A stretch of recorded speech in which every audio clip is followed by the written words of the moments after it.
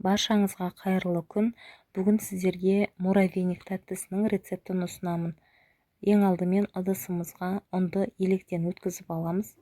Оған сары майымызды аунатып, үккіштен өткізетін боламыз. Немесе сары май жұмсақ болса, осылай ұнға бірден араластырып, қамыр илейтін боламыз.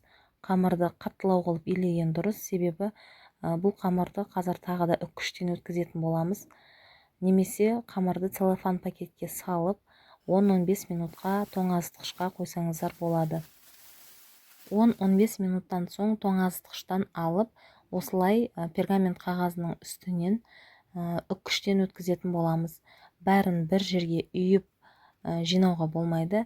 Бәрін біркелкі етіп, жұқалау етіп орналастырамыз.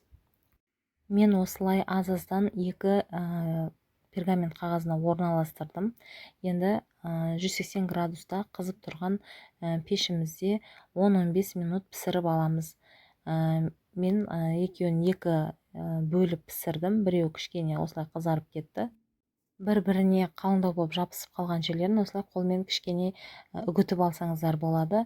Және үстінен бөлме температурасында тұрған қойылтылған сүтімізді, варенкамызды, яғни осылай құятын боламыз. Бәрін біркелкі етіп араластырамыз. Кез келген кішкентай ыдысқа немесе үлкен бір кесеге салып, тарелкаңызға аударып қойсаңыз болады. Құрметті көрермен, менің арнама тіркелмеген болсаңыздар тіркелуді және де лайк, комментарий қалдыруларыңызды сұраймын. Өте дәмді болып шықты.